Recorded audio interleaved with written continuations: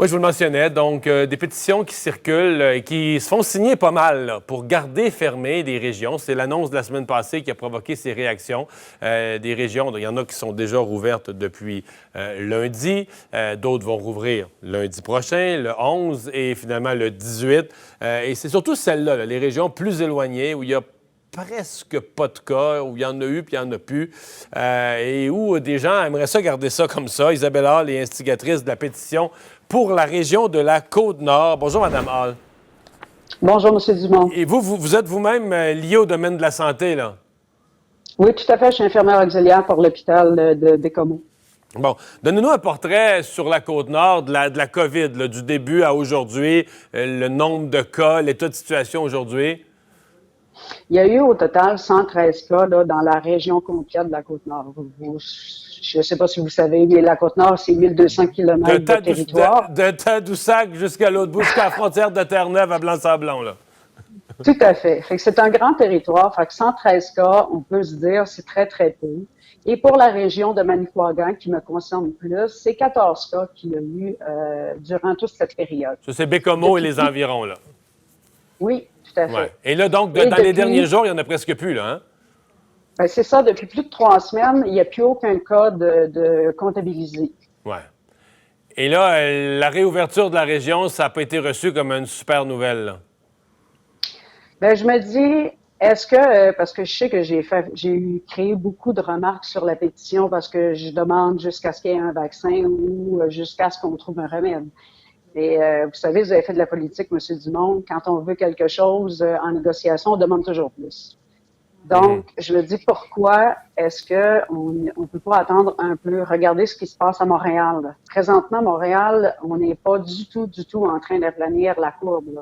À 118 décès hier encore, c'est inquiétant. Alors, est-ce qu'on peut regarder ce qui se passe à Montréal, prendre un peu de temps ici? Ce qu'on pourrait faire, et ce que je suggère, c'est de garder les frontières fermées, mais on pourrait ouvrir l'économie à l'intérieur, vu qu'il n'y a pas de transmission communautaire présentement, avec presque plus d'un mois qu'il n'y a pas de cas. Parce que chez vous, avec 0 cas chez vous, mettons, dans les 3 dernières semaines, il n'y a quand même pas trop d'inquiétude là, à la réouverture des écoles, des commerces, etc. Là, tant que ça reste à l'intérieur, tant que c'est les gens de la région qui sont entre eux, on peut quasiment présumer que la maladie ne circule plus du tout, là. C'est ce qu'on présume aussi, là. Il n'y a pas eu d'hospitalisation, pas de décès, pas nos résidences pour personnes âgées n'ont pas été atteintes. Les cas qui ont eu, c'était vraiment des cas en lien avec les voyages. Fait que nos résidences de personnes âgées sont en sécurité. Alors, pourquoi laisser entrer le virus dans la région et possiblement avoir des décès? Vos députés, vos élus municipaux, est-ce que je comprends que c'est une pétition citoyenne, mais est-ce qu'au niveau des autorités, il y a de l'intérêt pour ce sujet-là? Je crois qu'ils ont beaucoup de pression au niveau de l'économie. Je peux le comprendre qu'au niveau de l'économie, les gens voudraient reprendre au niveau du tourisme et tout ça. Par contre, ce que j'aimerais que les gens comprennent, c'est que si le virus, parce que je pense que les gens ne comprennent pas que ce virus-là est tellement virulent, il a muté maintenant, et si le virus était un être humain, ce serait le plus grand tueur en série de toute l'histoire. Ouais. C'est du jamais vu. Fait qu'on ne voudrait pas le laisser rentrer dans sa région, non, c'est ça, hein? Tout à fait. Est-ce que vous accepteriez qu'un tueur en série rentre chez vous en sachant très bien qu'il va faire des morts au passage? Je sais que l'économie, c'est difficile, je le comprends entièrement, mais je peux pas croire qu'on est rendu comme société à faire un choix, l'économie ou la santé. Ouais. Iriez-vous, et là, je sais que on va se faire lancer, vous et moi, peut-être des roches, là, mais iriez-vous jusqu'à dire qu'il pourrait y avoir une ouverture entre les régions? Parce qu'exemple, si la traverse Bécomo-Matane, bien à Matane, il n'y a pas tellement plus de cas. Je pense qu'il n'y en a pas plus qu'à Bécomo. Le Bas-Saint-Laurent, même le Saguenay-Lac-Saint-Jean, c'est des régions où il y en a peu. Donc, est-ce que ces régions-là, entre elles, pourraient se faire du tourisme? Mettons cet été, là, si on dit on n'ouvre pas aux autres régions, fermées aux gens qui viennent de plus loin, mais parce que c'est ça là, l'enjeu. Là. C'est pas qu'on veut pas voir les touristes, qu'on veut pas voir le monde de l'extérieur, on veut pas voir le monde provenant de régions où la maladie n'est pas sous contrôle. Là.